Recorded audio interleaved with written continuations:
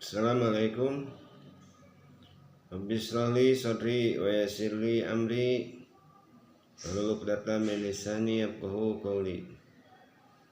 Alhamdulillah kita masih diberikan kesehatan dan waktu luang untuk melanjutkan kajian kita tentang asbabun nuzul yang telah sampai pada ayat yang ke-11 sampai dengan 14 surat An-Nisa. Bismillahirrahmanirrahim. Yusikumullahu fi auladikum lizzakari mislu hadzal unsayain fa in kunna nisaa fawqa an tatabaini falahunna thulutha ma taraka wa in kanat wahidatan falaha nisfu wa li abaw bihi likulli wahidin minhumas sudusu mimma taraka in kana lahu waladan fa in lam yakul lahu waladan wa warithahu abawahu wa li ummihi sulusu fa in kana lahu, dan seterusnya sampai akhir ayat, yang artinya Allah mensyariatkan bagimu tentang pembagian pusaka untuk anak-anakmu, yaitu bagian seorang anak laki sama dengan bagian dua orang anak perempuan. Dan jika anak itu semuanya perempuan lebih dari dua, maka bagi mereka 2/3 dari harta yang ditinggalkan. Jika anak perempuan itu seorang saja, maka ia memperoleh separuh harta, dan untuk dua orang ibu bapa bagi masing-masingnya 1/6 dari harta yang ditinggalkan. Jika yang meninggal itu mempunyai anak, jika orang yang meninggal tidak mempunyai anak dan ia diwarisi oleh ibu bapanya saja, maka ibunya mendapat 1/3. Jika orang yang meninggal itu mempunyai beberapa saudara, maka ibunya mendapat 1/6. Pembagian-pembagian tersebut di atas sesudah dipenuhi wasiat yang ia buat atau sesudah dibayar utangnya. Tentang orang tuamu dan anak-anakmu, kamu tidak mengetahui siapa di antara mereka yang lebih dekat manfaatnya bagimu, atau yang lebih banyak manfaatnya bagimu. Ini adalah ketetapan dari Allah. Sesungguhnya Allah Maha mengetahui lagi Maha bijaksana.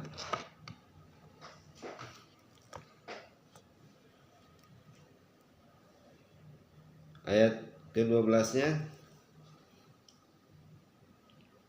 dan bagimu suami-suami 1/2 dari harta yang ditinggalkan oleh istri-istrimu jika mereka tidak mempunyai anak. Jika istri-istrimu itu mempunyai anak, maka kamu mendapat 1/4 dari harta yang ditinggalkannya sesudah dipenuhi wasiat yang mereka buat dan sesudah dibayar utangnya. Para istri memperoleh 1/4 harta yang kamu tinggalkan jika kamu tidak mempunyai anak. Jika kamu mempunyai anak, maka para istri memperoleh 1/8 dari harta yang kamu tinggalkan sesudah dipenuhi wasiat yang kamu buat atau sesudah dibayar utang-utangmu. Jika seseorang mati, baik laki-laki maupun perempuan, yang tidak meninggalkan ayah dan tidak meninggalkan anak, tetapi mempunyai seorang saudara laki-laki seibu saja atau seorang saudara perempuan seibu saja, maka bagi masing-masing dari kedua jenis saudara itu 1/6 harta. Tetapi jika saudara-saudara seibu itu lebih dari seorang, maka mereka bersekutu dalam yang 1/3 itu sesudah dipenuhi wasiat yang dibuat olehnya atau sesudah dibayar utangnya dengan tidak memberi mudarat kepada ahli waris. Allah menetapkan yang demikian itu sebagai syariat yang benar-benar dari Allah, dan Allah Maha mengetahui lagi Maha penyantun. Ayat yang ke-13-nya, hukum-hukum tersebut itu adalah ketentuan-ketentuan dari Allah. Barang siapa taat kepada Allah dan Rasul-Nya, niscaya Allah memasukkannya ke dalam surga yang mengalir di dalamnya sungai-sungai, sedang mereka kekal di dalamnya. dan itulah kemenangan yang besar. Ayat 14, dan barang siapa yang mendurhakai Allah dan Rasul-Nya dan melanggar ketentuan-ketentuannya, niscaya Allah memasukkannya ke dalam api neraka sedang ia kekal di dalamnya, dan baginya siksa yang menghinakan. Sebab turunnya ayat-ayat ini adalah pada suatu waktu Rasulullah SAW yang disertai Abu Bakar Siddiq datang menziarahi Jabir bin Abdillah yang ketika itu sedang sakit keras di kampung Bani Salamah dengan berjalan kaki.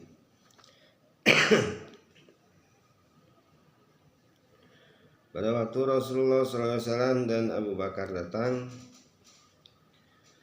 Jabir bin Abdillah sedang dalam keadaan tidak sadar. Kemudian Rasulullah SAW segera mengambil air wudhu dan meneteskan beberapa tetes air wudhu tersebut ke atas tubuh Jabir bin Abdillah sehingga dia sadar. Kemudian setelah sadar, Jabir berkata, "Wahai Rasulullah, apakah yang kamu perintahkan kepadaku tentang harta kekayaan?" Sehubungan dengan pertanyaan Jabir bin Abdillah itu, Allah Subhanahu wa taala menurunkan ayat ke-11 sampai dengan 14 surat An-Nisa yang dengan tegas memberikan hukum warisan dalam Islam.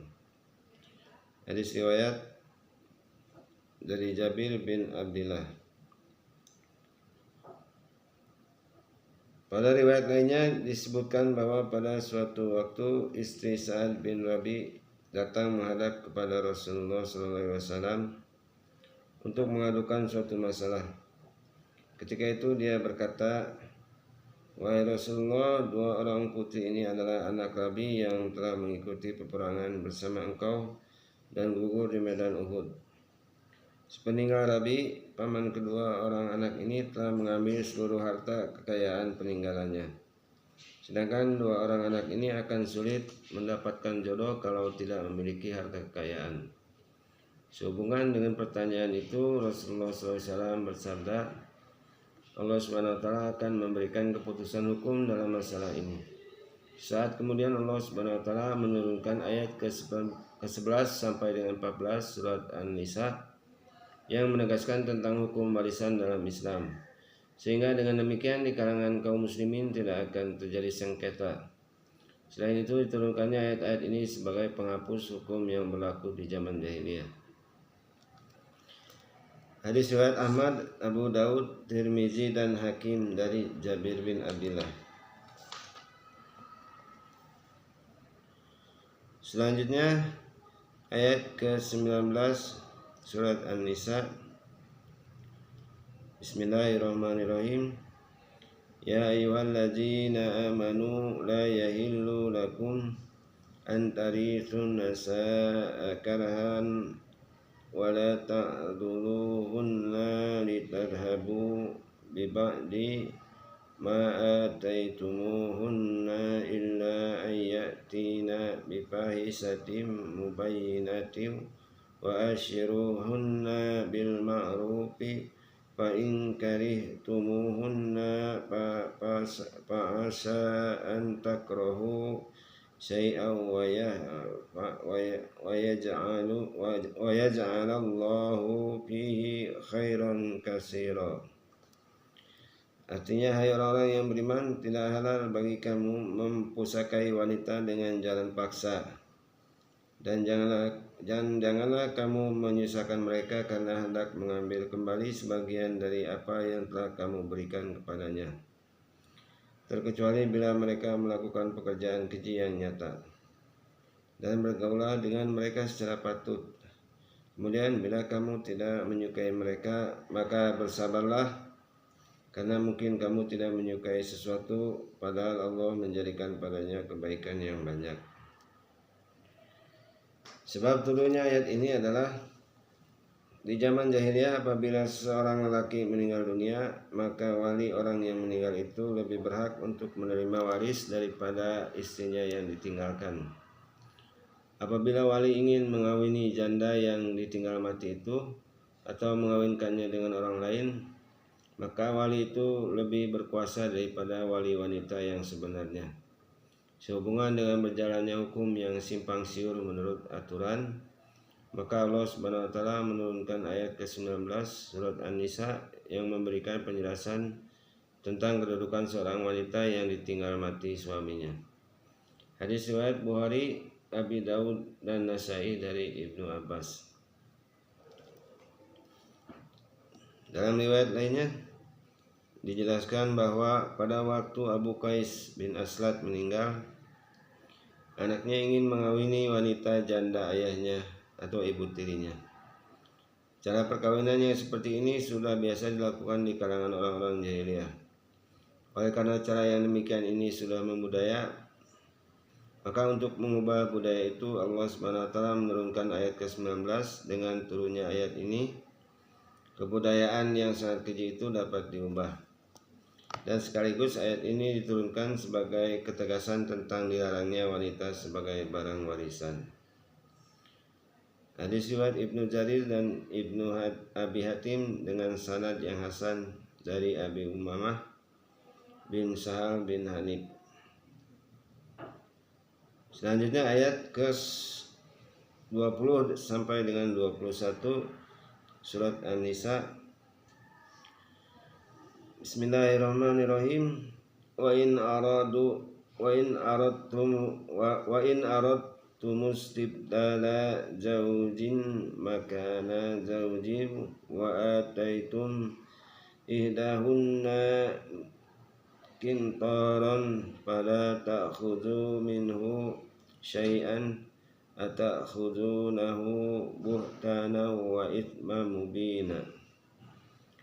Wa kaifa ta'khudunahu wa qad afdha ba'dukum ila ba'din wa akhadna minkum mitsaqan ghalidha. Artinya, dan jika kamu ingin mengganti istrimu dengan istri yang lain, sedang kamu telah memberikan kepada seseorang di antara mereka harta yang banyak, maka janganlah kamu mengambil kembali daripadanya barang sedikit pun. Apakah kamu akan mengambilnya kembali dengan jalan tuduhan yang dusta dan dengan menanggung dosa yang nyata? Bagaimana kamu akan mengambilnya kembali pada sebagian kamu telah bergaul atau bercampur dengan yang lain sebagai suami istri, dan mereka istri-istrimu telah mengambil dari kamu perjanjian yang kuat? Sebab turunnya dua ayat ini adalah orang-orang jahiliyah apabila bercerai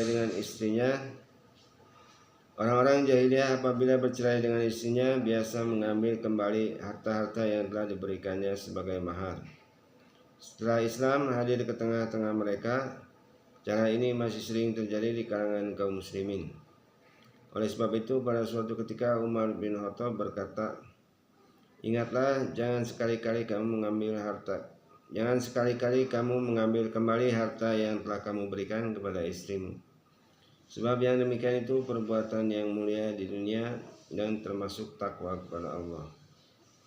Sehubungan dengan perkataan Umar bin Khattab ini, Allah Subhanahu wa taala menurunkan ayat ke-20 dan 21 surat An-Nisa sebagai ketegasan tentang larangan mengambil kembali harta yang telah diberikan kepada istri sebagai mahar apabila seseorang bermaksud menceraikannya. Hadis riwayat Ahmad dari Ismail dari Salamah bin Alqamah dari Muhammad bin Sirin dari Abi Aifa As-Salimi. Berikutnya ayat ke-22 sampai dengan 24 surat An-Nisa. Bismillahirrahmanirrahim. Wala tankihu ma nakaha aba'ukum minan nisa'i illa ma qad salafa innahu kana fahisatan wa maqtan wa sa'a sabila. Hurimat alaikum ummahatukum wa banatukum wa ahwatukum wa ammatukum wa khalatukum wa banatul akhi wa banatul ukhti wa ummahatukumul ardi arda'nakum wa ahwatukum minar radha'ati wa ummahatu nisa'akum wa rabbaniyukumul lati fi hujurikum min nisaikumul lati dakhaltum bihinna fa illam takunu dakhaltum bihinna afala junaha alaikum wa halailu abnaikumul ladzina min aslabikum wa antahma'u ainal uhtainil amma qad salafa innallaha kana ghafurur rahim.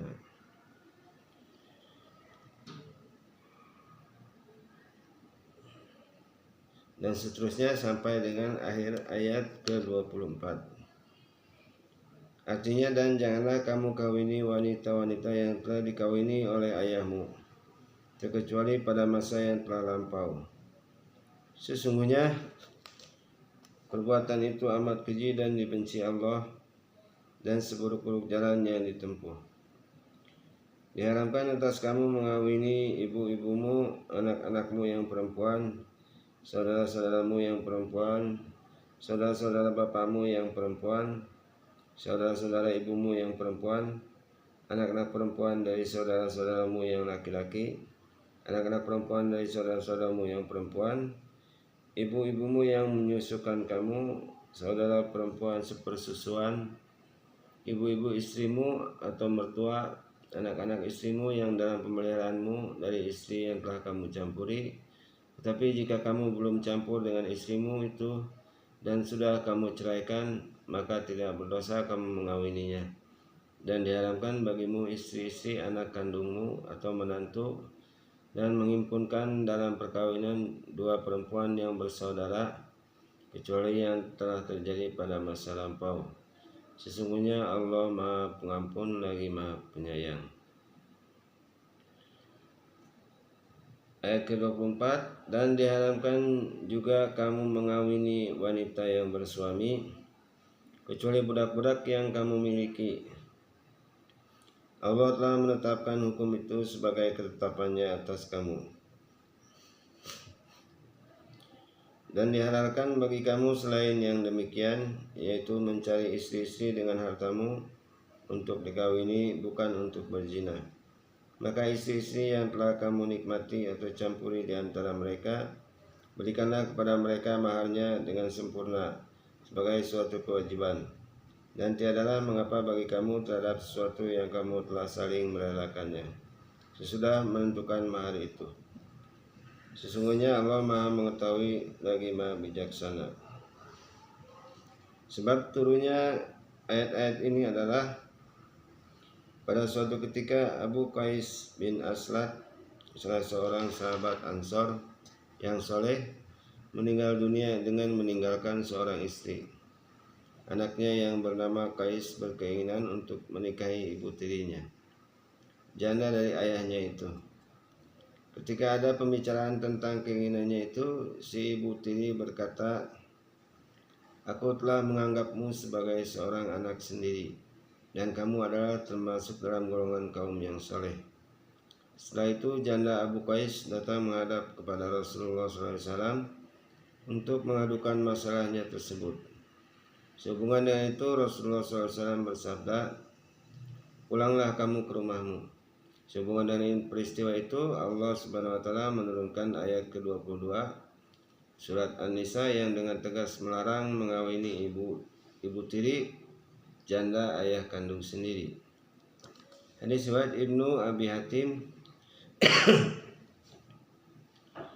Paryabi dan Tabrani dari Adi bin Sabit dari seorang sahabat Ansor. Dalam riwayat lainnya dijelaskan bahwa pada zaman jahiliyah, anak yang ditinggal mati ayahnya adalah lebih berhak atas ibu tirinya untuk dikawini maupun mengawinkannya dengan orang lain yang dikehendaki. Pada waktu Abu Qais bin Aslat, salah seorang sahabat Ansor yang saleh, anaknya yang bernama Muhsin berkeinginan untuk mengawini ibu tirinya dan tidak memberi harta warisan sama sekali kepada ibu tirinya. Oleh sebab itu janda Abu Qais bin Asad pergi menghadap Rasulullah SAW untuk mengadukan nasibnya tersebut.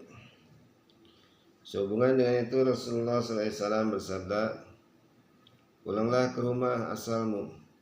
Mudah-mudahan Allah Subhanahu wa taala menurunkan ayat yang dapat menyelesaikan permasalahanmu ini." Sehubungan dengan itu maka turunlah ayat ke-19 dan 22 surat An-Nisa sebagai ketentuan hukum tentang nasib warisan bagi seorang istri yang ditinggal mati oleh suaminya, dan larangan untuk mengawini ibu tiri janda ayahnya. Hadis riwayat Ibnu Sa'id dari Muhammad bin Ka'ab dari Al-Karzi.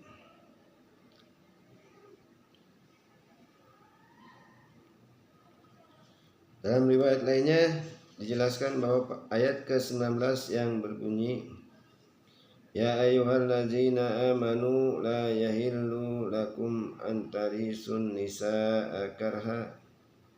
Artinya, hai orang-orang yang beriman, tidak halal bagi kamu mempusakai wanita dengan jalan paksa. Dan ayat ke-22 diturunkan berkenaan dengan kebiasaan sebagian besar dari para sahabat Ansor yang apabila seseorang meninggal, istri yang ditinggalkan secara otomatis menjadi hak milik si wali yang meninggal. Wali itu berhak menguasai janda tersebut sampai mati. Diturunkannya ayat ini sebagai ketegasan tentang hak waris bagi wanita yang ditinggal mati suaminya dan larangan menikahi ibu tiri. Hadis riwayat Ibnu Sa'id dari Zuhri.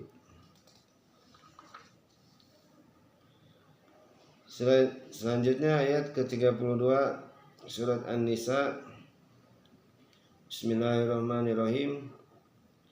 Wala tatamannau ma afdalallahu bihi ba'dakum ala ba'dil lirizali tasiban mimma iktasabu walin nisa'i tasibum mimma iktasabna wam'alullaha min fadlihi innallaha kana bikul